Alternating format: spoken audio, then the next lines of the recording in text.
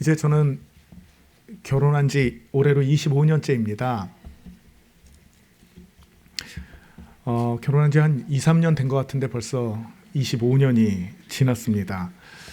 참 생각보다 빨리 갑니다. 결혼해서 25년을 지냈는데 아직도 아내에 대해서 모르는 게 참 많습니다. 먼저 결혼한 선배님들은 좀 어떠신지 모르겠어요. 좀 남편이나 아내에 대해서 이제 좀 잘들 아시나요? 어떠신 것 같아요? 잘 안다고 생각하지만 의외로 많이 모를 가능성이 있습니다. 제가 결혼하고 한 20여 년쯤 됐을 때 어느 날 저녁 식사를 하는데 아내가 저에게 물어봅니다. 오늘 밥을 하다가 누룽지가 좀 만들어졌는데 어떻게 먹었으면 좋겠냐고. 그래서 제가 대답했습니다. 누룽지는 끓여야지. 그래서 누룽지를 팔팔 끓여서 저녁 먹고 맛있게 먹었습니다. 맛있게 먹고 배도 부른데 누룽지가 좀 남았습니다. 그냥 먹으면 되는데, 맛있어서 그냥 먹으면 되는데 제가 한마디 했습니다. 당신은 누룽지 좋아하지 않으니까 내가 먹을게 라고 얘기를 했습니다. 아내가 째려봤습니다. 내가 누룽지를 얼마나 좋아하는데 그 순간에 아차했습니다. 그냥 먹을 걸 왜 내가 그렇게 얘기했을까. 근데 사실 한 20년 살면서 아내가 누룽지 먹는 모습을 한 번도 본 기억이 제게는 없습니다. 그러니까 그냥 안 좋아하는구나 이렇게 생각을 한 거지요. 그래서 그날 이후로 참 많이 미안했습니다.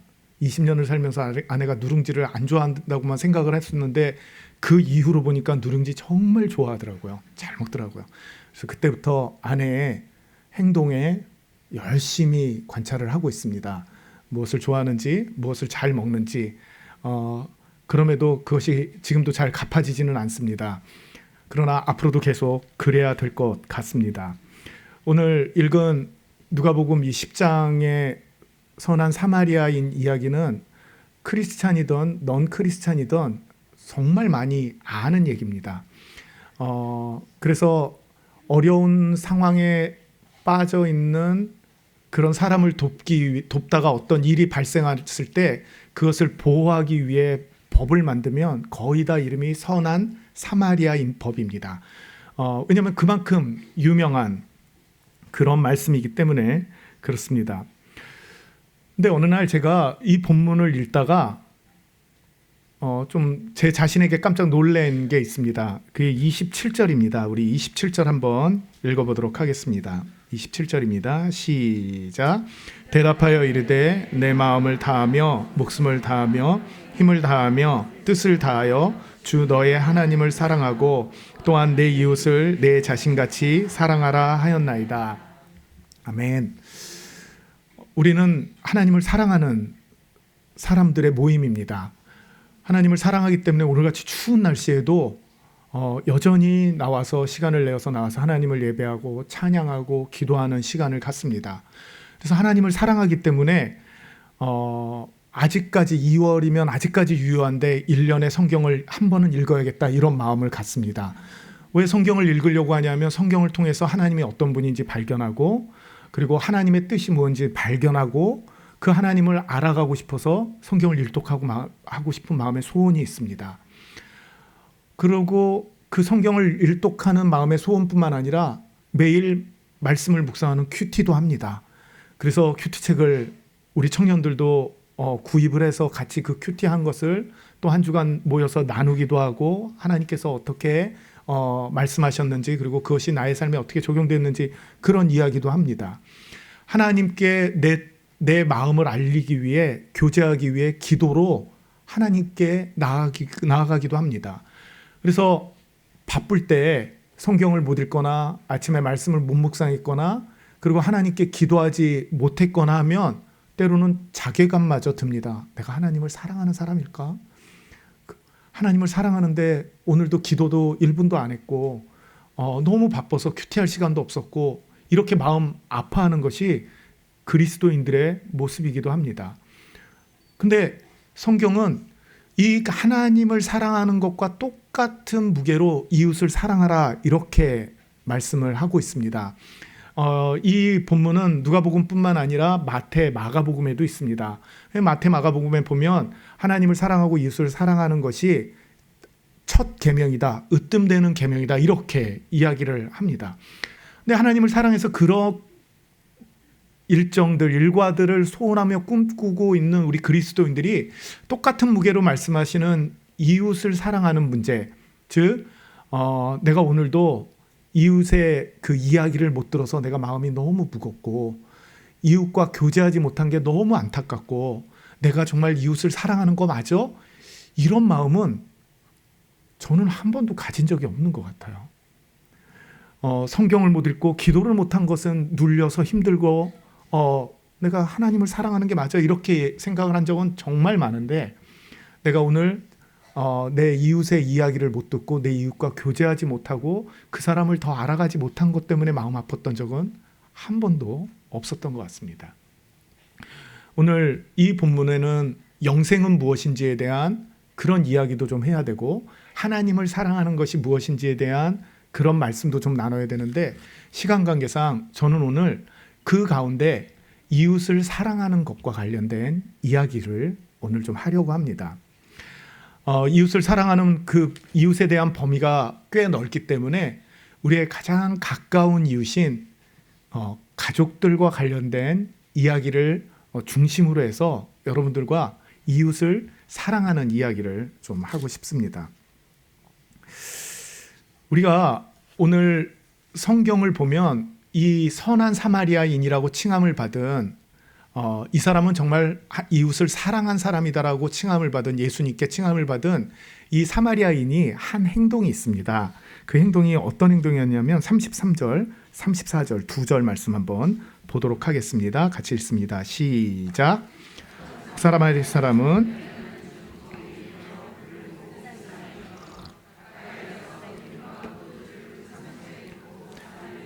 자기 짐승에 태워 주막으로 데리고 가서 돌보아 주니라. 아멘. 그러니까 여기에 나오는 제사장 레위인들은 그냥 스쳐 지나갔다고 하고 사마리아인은 거기에 관심을 가졌다고 그래서 우리는 이 본문의 이 내용에 좀 마음을 많이 뺏깁니다. 그래서 목사님들은 그렇게 설교를 안 하시는데 주일학교 선생님들은 가끔 주일학교 공과 공부 시간에 이 본문이 나오면 아이들에게 이렇게 얘기합니다. 제사장, 레위인은 지금으로 얘기하면 목사님들이야. 이 목사님들은 그냥 지나갔는데 그들이 싫어했던 사마리아 사람들은 이 어려움을 당한 사람을 도와줬어. 어떻게 누가 도와줘야 되겠지? 너희들이 도와줘야 돼. 이렇게 얘기하는데 여기서 얘기하는 제사장, 레위인들은 목사님들만을 얘기하는 게 아니라 하나님을 믿는 우리 모두를 얘기하는 겁니다. 그러니까 목사님들이라고만 그렇게 하지 않으셔도 됩니다.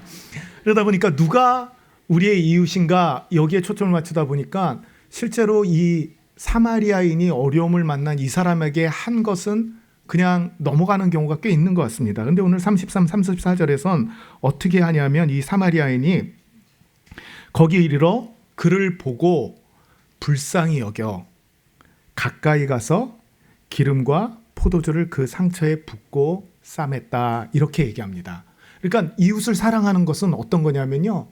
불쌍히 여기고 가까이 가서 내가 가지고 있던 포도주와 기름으로 그를 싸매주는 겁니다. 근데 오히려 우리는 우리 이웃에게 불쌍히 여기지 않고 당연히 여기고 가까이 가지 않고 외면하고 그리고 내가 가진 것으로 섬기지 않고 때로는 체면 때문에는 해도 우리 가장 가까운 이웃인 가족들에게는 오히려 덜 베푸는 그런 모습도 종종 봅니다. 우리 많은 어른들이 우리 대한민국의 교육 현실을 아파합니다. 우리 아이들이 얼마나 힘들까? 우리 아이들이 얼마나 괴로울까? 우리 아이들의 미래를 위해서 이게 바뀌어야 되는데 이런 안타까운 마음을 갖습니다. 그런데 정작 우리의 가장 가까운 이웃인 자녀들에는 또 문제가 다릅니다. 자녀들에게는 왜 공부 안 하니? 왜 그것 때문에 학원을 빠져야 되니? 학원비가 얼만데 그거 얼마짜리 학원인데 네가 빠지면 되겠니? 이런 얘기들이 자연스럽게 나올 때가 많이 있습니다. 제 아내는 교사입니다. 제 아내가 한 번은 초등학교 맡고 있는 그 반 아이들에게 물었답니다. 엄마가 너희들에게 제일 많이 하는 얘기는 뭐니? 이러고 물어봤더니 뭐였을까요? 공부해라. 공부해라. 숙제하고 놀아라. 이게 제일 엄마가 많이 하는 이야기라고 합니다. 그 이야기를 듣고 와서 제 아내가 우리 아이들 어렸을 때 물었습니다. 너희는 엄마가 너희에게 제일 많이 하는 얘기가 뭔 것 같니? 아내는 기대했습니다.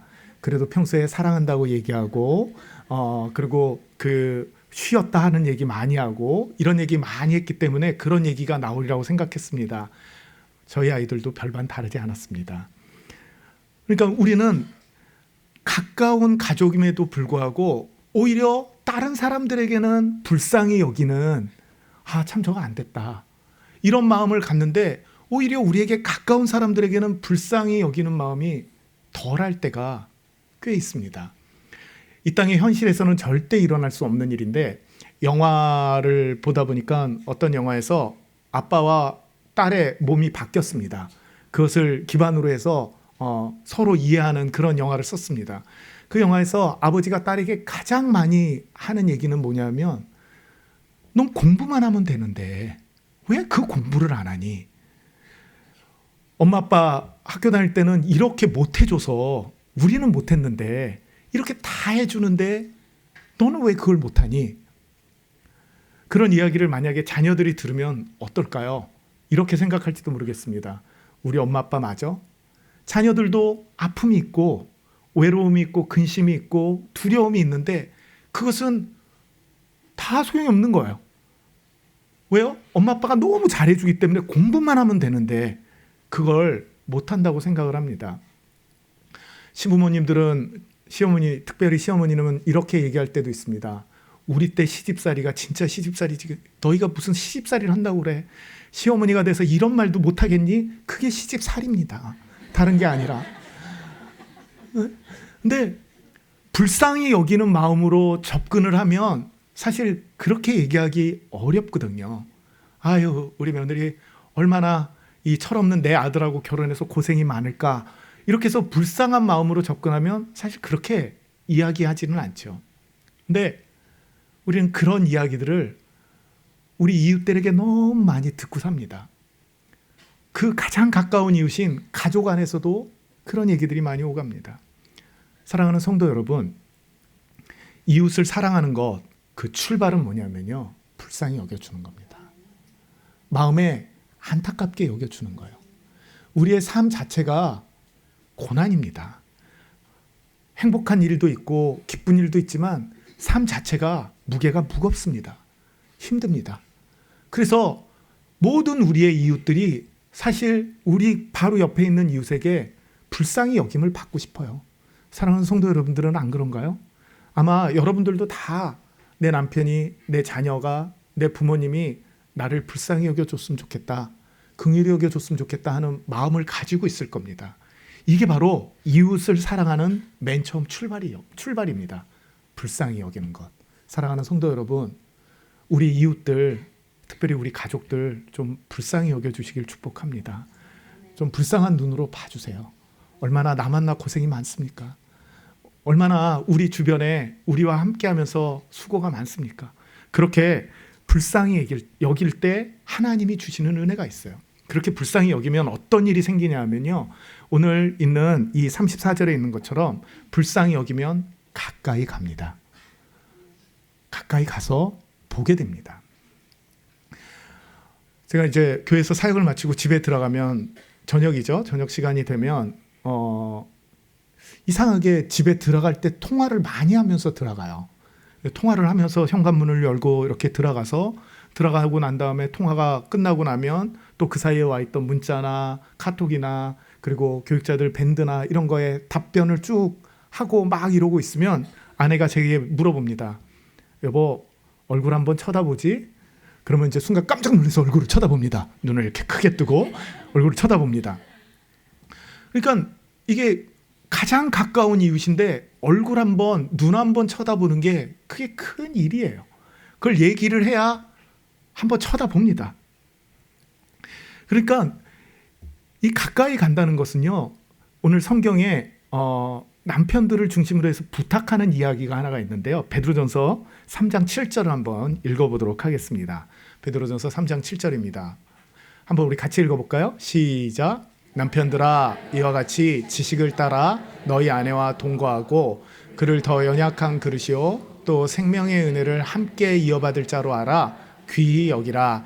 이는 너희 기도가 막히지 아니하게 하려 함이라. 아멘. 남편들아 이렇게 부탁을 합니다.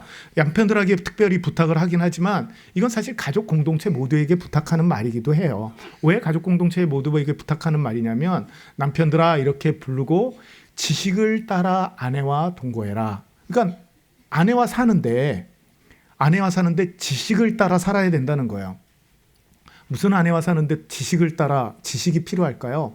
이 지식은 성경 원문을 보면 이해, 분별력, 판별 이런 의미가 있는 거예요. 그러니까 이 남편들아 지식을 따라 아내와 살라는 얘기는 좀 쉽게 얘기하면 남편들아 아내를 공부해서 함께 살아라 이 얘기입니다. 그러니까 그 아내와 함께 살려면 지식이 필요하다는 거야. 아내에 대한 지식이. 그래서 사랑하는 특별히 형제 여러분 축복합니다. 아내 공부하는 은혜가 있기를 축복합니다. 제가 지금 4번째 설교를 하는데 매 시간마다 아멘하는 남편들 거의 없습니다. 근데 성경에서는 이렇게 얘기합니다. 남편들아 아내를 공부함으로 함께 살아라. 그 이유는 왜 그러냐면요. 너의 기도가 막히지 않게 하려 함이라. 성경은 남편들에 대해서 정의를 할 때 아내의 머리는 남편이요 남편의 머리는 그리스도라 이렇게 얘기합니다. 그 의미가 남편은 중간 결정권자라는 거예요. 최종 결정권자가 아니에요.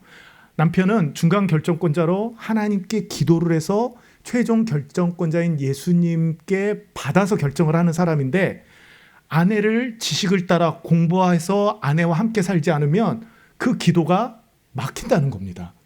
그래서 세상에서 가장 어리석은 사람이 뭐냐면요.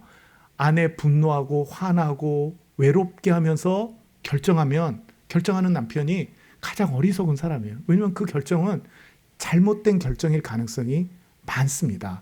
그래서 하나님이 베드로전서 3장 7절을 통해 남편들에게 공부를 시켜주십니다. 남편들아 지식을 따라 아내와 동거하라. 아내는 더 연약한 존재이다. 그러니까 하나님께서 가장 가까운 이웃인 아내에 대해서 공부를 시켜주시면서 얘기하는 게 더 연약하다라고 말씀하십니다. 성경은 남편들에게 강하다고 얘기하지 않습니다. 모든 사람은 약하다고 얘기합니다. 근데 그 약한데 아내는 남편보다 더 약하다고 이야기를 합니다. 그래서 때로 상처도 더 잘 받고요. 그리고 쉽게 무너지기도 하고 이런 약한 모습이 있습니다. 남편들도 두렵고 무너지기도 하지만 아내가 좀 더 그렇다고 성경이 이야기를 합니다. 두 번째는 귀히 여겨라 이렇게 얘기합니다. 같은 성경인 베드로전서 2장 7절 한 장 앞에서는 이 귀히 여겨라 하는 헬라어 원문을 우리 성경이 보배다 이렇게 번역을 합니다. 그러니까 남편들에게 공부를 시켜주시면서 하나님이 아내는 더 연약한 존재고 그리고 얘기하는데 보배다 이렇게 얘기를 하십니다. 그래도 남편들도 아무도 아멘은 안 합니다. 성경은 아내가 보배라는 거예요. 아내는 더 연약하다, 보배다. 이걸 염두에 두고 이 지식을 따라 아내와 함께 살아라. 그렇지 않으면 이걸 무시하면 아내가 분노하고 아내가 힘들고 아내가 고통스럽게 결혼 생활을 하면 그 기도가 막힌다라고 얘기합니다. 그래서 사랑하는 성도 여러분, 아내들에게 소리치지 않기를 축복합니다. 아내에게 억압하지 않기를 축복합니다. 그러면 우리의 남자들의 기도가 막히는 거예요. 그러면 가정이 힘듭니다. 그래서 두려움에 떨고 억압받고 행복하지 않다고 여기는 가정에 그 기도가 잘 응답될 가능성이 별로 없습니다. 그래서 사랑하는 남편 여러분, 아내 열심히 공부하는 은혜가 있기를 축복합니다. 아내 열심히 공부해야 그래야 좋은 가정이 되고 힘 있는 가정이 됩니다. 역시 마찬가지입니다. 아내들도 남편 공부해야 됩니다. 성경은 남편에 대해서 여러 가지 공부를 시켜주시지만 특별히 아내들에게 부탁하는 게 남편들 말 좀 들어주라 라고 부탁합니다. 근데 이게 아내들에게는 이게는 세상에서 가장 어려운 얘기예요. 가끔 여성도들이 상담을 부탁해서 상담을 합니다. 듣고 있으면 아주 쉽습니다. 남편 말만 들어주면 이거 다 해결되는 문제인데 그게 어렵습니다. 그거 빼고 다른 거 없는지 물어봅니다. 근데 성경은 얘기합니다. 아내들아, 남편 말 들어주면 이거 다 해결된다. 이거 해결된다. 그래서 계속 공부를 시키는데 공부 안 하려고 합니다. 그리고 옆에서 그렇게 공부를 그거 외에도 계속 아내에게 관심을 갖고 남편에게 관심을 가져서 그 부분들에 함께 할 수 있도록 그 눈을 계속 열어주기를 원하시는데 그게 관심이 없습니다. 근데 공부를 안 하면 그 다음에 어떻게 해야 될지 잘 모릅니다. 여기 아직 결혼 안 한 청년들이 세시예배에는 꽤 있습니다. 청년들에게 청년의 때 해야 될 두 가지 중요한 게 있습니다. 청년 시대에 청년의 때 이 두 가지만 잘하면 정말 하나님께서 멋지게 인생을 인도하실 가능성이 많습니다. 그 두 가지 중에 하나가 하나님 앞에 내가 어떻게 쓰임 받을까? 하나님께서는 나의 인생에 대해 어떤 기대감이 있으실까? 이 고민하면서 시간을 보내는 겁니다. 이게 한 가지고 또 한 가지는 이성교제입니다. 좋은 이성교제는 좋은 결혼으로 이끌려 갑니다. 하나님께 어떻게 쓰임 받을까? 이건 나중에 다른 목사님이나 제가 설교할 기회가 있을 줄 알고 좋은 이성교제는 좋은 결혼으로 갑니다. 그러니까 이성교제는 뭐냐면 공부 열심히 하는 겁니다. 무슨 공부예요? 남자친구, 여자친구 공부하는 겁니다. 이 사람이 어떤 생각을 하고 있는지, 이 사람의 장점은 뭔지, 이 사람이 고민하는 건 뭔지, 이거 공부하는 게 이성교제입니다. 이거 공부 안 하고 서로 만나면 감정적으로 좋다고 해서 막 만지고 막 이렇게 스킨십 하다가 우리는 친밀한 사이야 이러고 결혼합니다. 결혼하고 나서 이렇게 얘기하죠. 대체 이 사람은 어떤 사람이야? 내가 전혀 모르는 사람이네? 왜 그래요? 공부 안 했으니까. 공부 안 했으니까 전혀 엉뚱한 사람이 그 곳에 앉아 있는 것을 보게 됩니다. 공부를 열심히 해야 됩니다. 공부를 열심히 해야 그래야 그 다음 스텝인 내가 가지고 있는 포도주와 기름으로 그 사람의 상처도 치료하고 그에게 필요한 2데나리온을 줌으로 그의 치료할 수 있고 그의 삶을 돌볼 수 있는 그런 여력이 생기는 거예요. 근데 공부 없이 그렇게 하면 예를 들어 사마리아인이 불쌍히 여겨서 그를 가까이 가서 봤기 때문에 그가 가졌던 포도주와 기름을 거기에 부어줘야겠다 이런 판단을 하지 가까이 가서 보지 않으면 불쌍히 여기고 공부하지 않으면 그러면 엉뚱한 걸 하게 된다는 거예요. 제가 어느 책에서 본 기억이 있습니다. 이것이 실제로 있었던 건지 그 목사님이 그냥 이야기를 꾸며낸 건지 저는 잘 알지는 못하겠습니다. 그 내용은 이렇습니다. 60대에 부부가 이혼을 하기로 했습니다. 소위 얘기하는 황혼 이혼을 하기로 했습니다. 그래서 가정법원에 가서 이혼 서류를 내고 돌아왔습니다. 그리고 돌아온 가운데 씩씩거리고 이런 시간들을 보냈겠지요. 그런 가운데 두 분이 잘 얘기해서 다시 살기로 했습니다. 그래서 다시 살기로 한 그날 파티를 했습니다. 통닭 한 마리 시켜서 나눠 먹으면서 우리 앞으로 잘 해봅시다. 이러고 파티를 했습니다.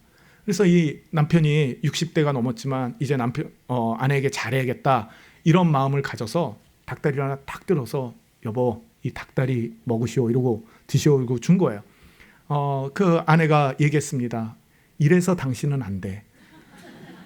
나는 평생을 닭 날개 좋아하면서 살았는데 닭다리 여전히 닭다리만 주는 당신은 나에게 관심이 없어요. 이렇게 얘기한 거예요. 그러니까 남편은 자기가 가지고 있는 것 중에 최고의 닭다리를 줬는데 결국은 헛다리 준 거예요. 결국은 아내에게 실망만 시킨 거죠. 그러니까 이게 공부를 안 하면 이런 결과를 가지고 오는 거예요. 그 남편 입장에서는 자신이 제일 좋아하고 먹고 싶은 닭다리를 줬는데 그것 때문에 상처받는 아내가 있는 거예요. 그러니까 공부를 잘해야 그 다음에 내 이웃에게 무엇을 해줘야 행복하고 이웃 사랑을 하는지를 알 수 있게 되는 거예요. 제가 우리 교회에서 10년 사역했을 때 교회에서 감사하게 1년 동안 미국에서 공부하고 가족들과 같이 지내고 공부하고 오라고 해서 연구년을 갖고 갔습니다. 출발하면서 막 신이 났습니다. 가서 이제 공부도 하고 그리고 가족들하고 함께 지내야지 하는 생각이 신이 났습니다. 기대했던 거와는 다르게 3개월 동안 두 아이와 엄청 싸웠습니다. 중1 초등학교 5학년짜리 아이들, 제 아이들과 엄청 3개월 동안 매일 싸웠습니다. 저는 제 아이들을 안다고 생각하는데 거기 가서 보니까 아이들에 대해서 아는 게 하나도 없는 거예요. 그러니까 우리 입에서 제일 많이 나오는 얘기가 뭘까요? 난 너를 도무지 이해를 못하겠다. 그래서 방 어지럽히고 다니는 딸에게 넌 내가 도무지 이해를 못하겠다. 이러니까 매일 싸움이 되는 겁니다. 도무지 이해를 못하겠다. 이게 왜 도무지 이해를 못해요? 공부 안 했으니까 이해를 못하는 거예요. 공부한 사람은요 시험 때 다 이해하고 답을 씁니다. 근데 공부 안 하면 시험지 쓸 때 하나도 못 씁니다. 도무지 이해를 못하겠다. 이것만 하고 나오는 거죠. 제가 그렇게 3개월을 보냈어요. 매일 저녁마다 아내에게 1:1 가정교육을 받았습니다. 얘가 이렇게 반응하는 건 이런 이유 때문이고 이렇게 반응하는 건 이런 이유 때문이라 이렇게 반응을 해야 아이가 받아들일 거예요. 매일 가서 저녁에 공부하고 그 다음날 사용하고 또 새로운 숙제 받아서 또 공부하고 그 다음날 사용하고. 사랑하는 성도 여러분, 저에게는 그렇게 그 1년이라는 시간 안에 함께 할 수 있는 시간을 부여받은 특권층이죠. 대부분의 가정은 다 아침에 일하러 나가고 다 바쁘고 공부하고 밤 늦게 돌아와서 그리고 잠깐 얼굴 보고 또 들어가고 이러는 상황 속에서 우리가 생활을 하는데 우리의 의지와 우리의 그 수고가 없다면 어떻게 그 사람에 대해서 우리 이웃에 대해서 특별히 제일 가까운 이웃인 가족에 대해서 공부할 시간이 있겠어요? 그러면 점점 이상한 관계로 빠져드는 겁니다. 사랑하는 성도 여러분, 축복합니다. 아멘으로 화답했으면 좋겠습니다. 사랑하는 성도 여러분, 축복합니다. 공부 열심히 하는 은혜가 있기를 축복합니다. 우리 사람 공부, 가족 공부는 해야 돼요.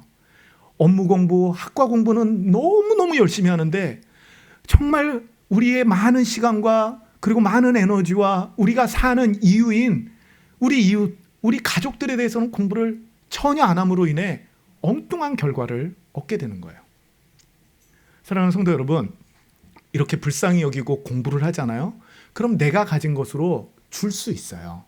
근데 우리는 내가 가진 게 없다고 생각을 합니다.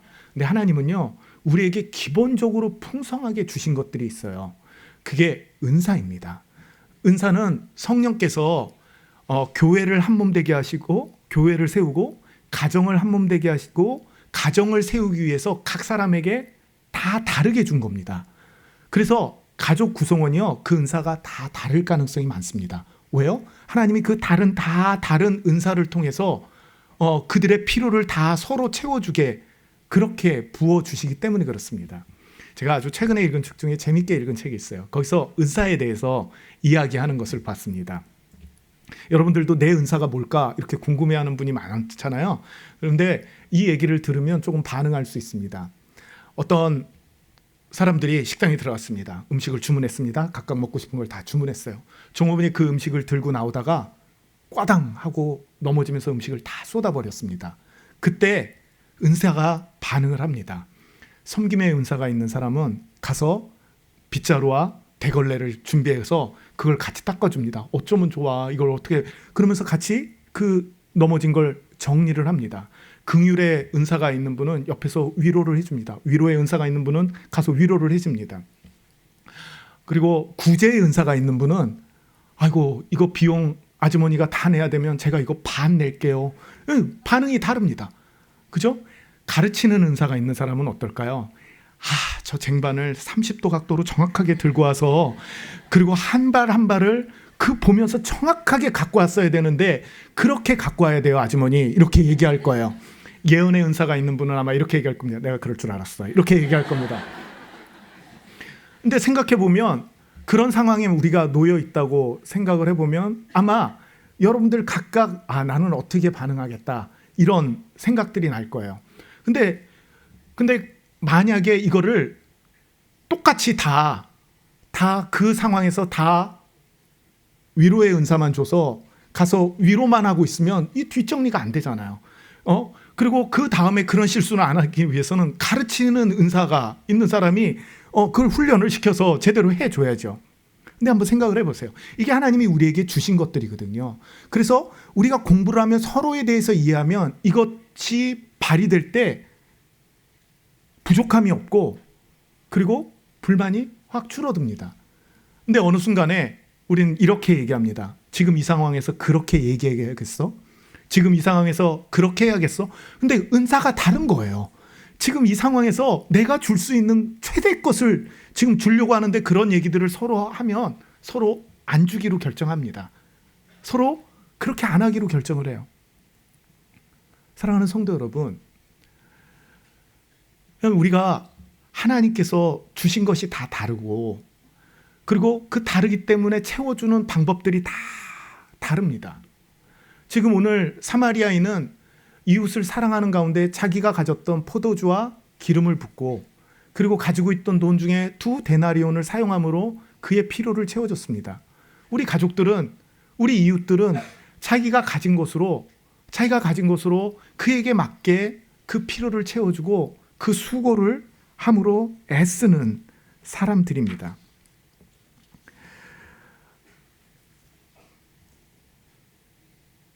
제가 가끔 이런 생각을 해봅니다. 우리 성도들이 매 주일날 설교하는 담임 목사님을 요금 매기지 않았으면 좋겠다 이런 생각을 합니다. 그게 다른 의미가 아니라 목사님이 설교를 하잖아요. 설교를 하면 그거를 말씀을 듣고 그것을 깨달아서 내가 몸으로 그 삶을 설교를 살아내야 되는데 이건 귀찮은 거예요. 그러니까 공부를 한 후에는 내가 가진 것으로 섬기고 내가 가진 것으로 나아가야 되는데 이건 귀찮은 거예요. 그러니까 자녀에게 이렇게 얘기합니다. 하다가 얘기가 잘 안 되면 너 조 목사님이 뭐라고 그랬어? 아빠에게 순종해야 된다고 그랬지. 근데 왜 너 그렇게 안 해? 그러면 아들은 조 목사님 싫어합니다. 목사님은 왜 맨날 그런 설교해가지고 어떤 분이 교회로 전화를 했습니다. 여자분입니다. 제가 받았어요. 막 다잡고짜 막 소리를 높이십니다. 그래서 무슨 얘기인지 자세히 들어보니까 교회에서 아내하고 어떻게 살아야 되는지 그런 것도 가르치냐고. 아마 신앙이 없는 분인가 봐요. 그래서 얘기를 들어보니까 얘기의 요지는 이거예요. 조 목사님이 그렇게 했다고, 그렇게 설교했다고 남편이 와서 나한테 그렇게 하라고 얘기하는데 그런 거 왜 가르치느냐 이 얘기예요. 그러니까 결국 욕먹는 건 담임 목사님이에요. 그러니까 그런 말씀이 있고 공부를 했으면 우리가 가진 것으로 이걸 가지고 나아가야 그래야 그게 이웃을 사랑하는 것이고 우리가 섬기는 것이 되는데 담임 목사님이 설교했잖아. 성경에 그렇게 나와 있잖아. 이거 아니라는 거예요. 근데 우리는 간편하게 사랑하고 싶어서 성경에 나와 있잖아. 이렇게 해야지. 조 목사님이 설교했잖아. 이렇게 해야지 라고 하는데 그렇지 않고 우리가 불쌍히 여기고 가까이 가서 그를 공부하면 그러면 그것에 맞게 내가 가진 것으로 내 이웃을 섬기면 그게 이웃을 사랑하는 겁니다. 특별히 가장 가까운 이웃인 가족을 그렇게 하면 그 안에 하나님이 주시는 은혜와 그 놀라운 평화가 계속 넘칠 수밖에 없어요. 우리 사랑하는 성도의 가정에 이 은혜가 계속되기를 주님의 이름으로 축복합니다.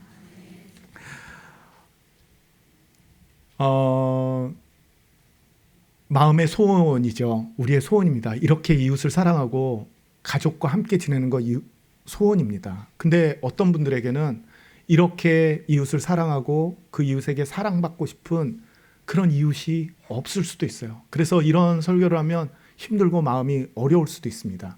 그런데요, 이 이웃사랑의 최고봉은 예수님이십니다. 왜냐하면 예수님은 우리를 불쌍히 여겼고요.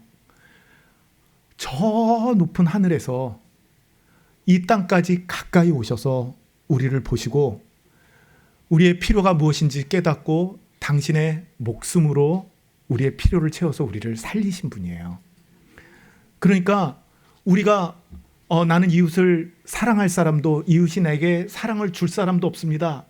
이렇게 얘기를 할 수 없는 것이 우리에게는 늘 그 옆에 우리를 사랑하고 우리와 함께하는 예수님이 늘 이웃으로 계시다는 사실을 잊지 않으시길 축복합니다. 그렇기 때문에 오늘 성경에서 뭐라고 하냐면요, 28절 한번 마지막으로 읽어보겠습니다. 28절입니다. 시작. 이를 행하라 그러면 살리라 하시니. 맞다. 이를 행하라 그러면 살리라. 이게 뭐예요?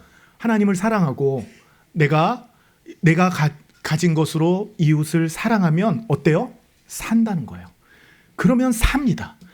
그러면 그곳이 어떤 곳이든지 삽니다. 그것이 지금 어떤 상황이든지 그곳은 삽니다. 사람들은 얘기합니다. 절대 이곳은 더 이상 어쩔 수 없어. 그러나요, 불쌍히 여겨주고 가까이 가서 공부하고 내게 있는 것으로 가서 섬기면 그곳은 반드시 삽니다. 하나님께서, 오늘 예수님께서 말씀하신 것처럼 내 대답이 옳도다. 이를 행하라. 그러면 살리라. 사랑하는 성도 여러분, 우리는 못 삽니다. 여기는 못 삽니다. 이제 우리 가정은 더 이상 못 삽니다. 이렇게 얘기하실 수 있습니다. 그러나 하나님께서 그 사람들이 싫어하던 사마리아인을 예를 들면서 이 사마리아인이 이웃을 사랑했다. 그러면 살리라 하신 이 약속의 말씀을 의지해서 한 주간 살아나가는 은혜가 있기를 축복합니다. 그러면 삽니다. 이 은혜가 저와 우리 모든 성도에게 있기를 주님의 이름으로 축복합니다.